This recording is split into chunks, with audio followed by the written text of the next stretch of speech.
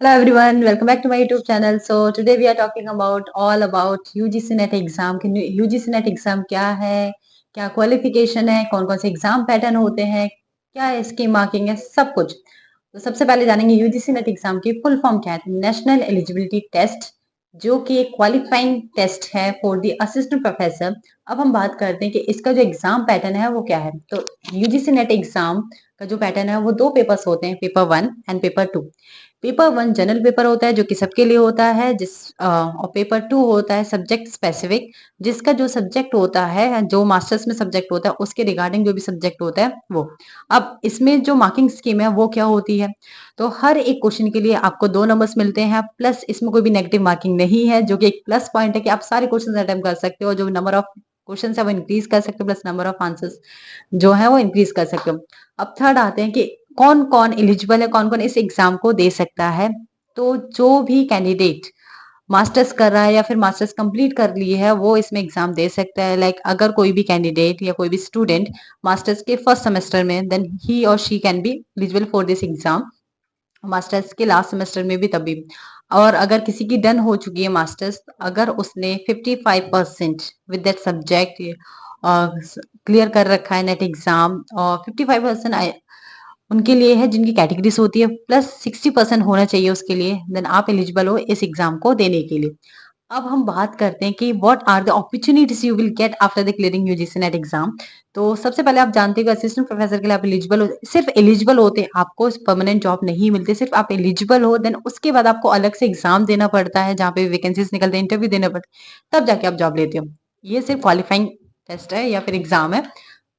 अब हम बात करते हैं ऐसी कौन कौन सी ऐसी जगह है या फिर जॉब्स हैं जहाँ पे आप इस एग्जाम को करने के बाद लग सकते हो।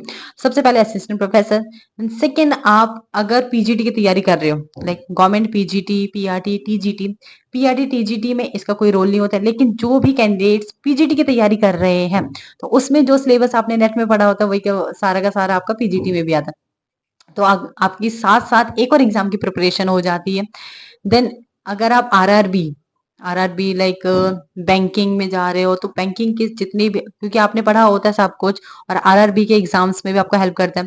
देन इसके बाद हम आते हैं कि इसको करने के बाद आप ये एग्जाम्स दे सकते हो, प्लस अगर आपने नेट क्वालिफाई कर लिया, जेआरएफ क्वालिफाई कर लिया, जितने प्राइवेट स्कूल्स होते हैं, कॉलेजेस होते हैं, वो आपको इजीली हायर कर लेते हैं फॉर द टीचिंग। लाइक अगर आप प्राइवेट स्कूल में पढ़ाना चाहते हो फॉर द 11th और 12th, अगर आपके पास बीएड है, B.Ed is compulsory in school because I have lots of interview in private schools। तो मुझे पता चला कि बीएड जरूरी है, भले आपके पास नेट हो या फिर जेआरएफ हो। लेकिन अगर आपके पास नेट भी है, जेआरएफ भी है, प्लस बीएड भी, देन आपको बहुत अच्छी मतलब सैलरी मिल जाती है प्राइवेट कॉलेज और स्कूल से भी। बहुत सारे ऐसे प्राइवेट यूनिवर्सिटीज होती हैं, कॉलेजेस होती हैं, जो आपको नेट और जेआरएफ के बाद इजिली आपको क्लासेस अलॉट कर देती हैं। देन उसके बाद हम आते हैं अगर कोई भी पीएचडी करना चाहता है, जिसका भी इंटरेस्ट रिसर्च एरिया में है, जिसको भी अच्छा लगता है एकेडमिक फील्ड्स में जाना, रिसर्च करना किसी भी टॉपिक्स पे, तो आप नेट क्लियर करने के बाद जो है अपनी पीएचडी स्टार्ट कर सकते हो।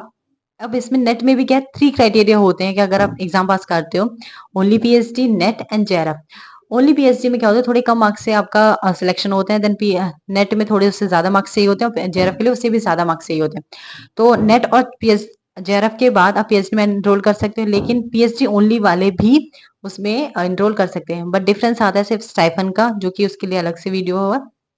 स्टाइफन के लिए किसमें कितनी स्टाइफन मिलता है, लाइक ओनली पीएचडी को कितना मिलता है, नेट के लिए कितना मिलता है, और जेआरएफ के लिए कितना मिलता है।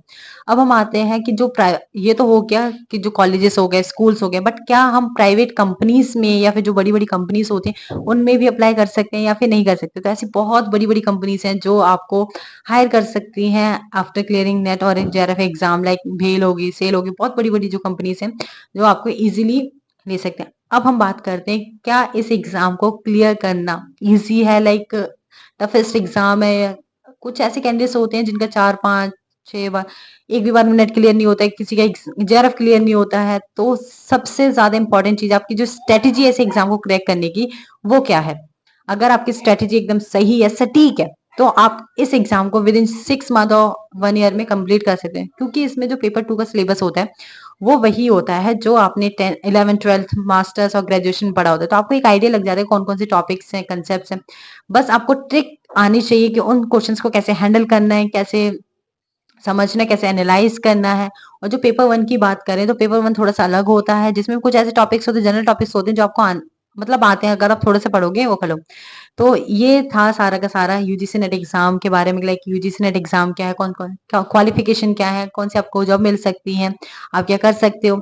और इसके बाद ये भी कि अगर आप पीएचडी डन कर लेते हो, अपनी पीएचडी कंप्लीट कर लेते हो, तो आप असिस्टेंट प्रोफेसर तो नेट के बाद भी बन सकते हैं। लेकिन अगर आप एसोसिएट प्रोफेसर बनना चाहते हो, इसके एक अगले स्टेप्स होते हैं, लाइक वाइस चांसलर बनना चाहते हो, तो आपकी पीएचडी डन है तो आप उतनी ऊंची पोस्ट पे भी जा सकते हो, just clearing the net exam.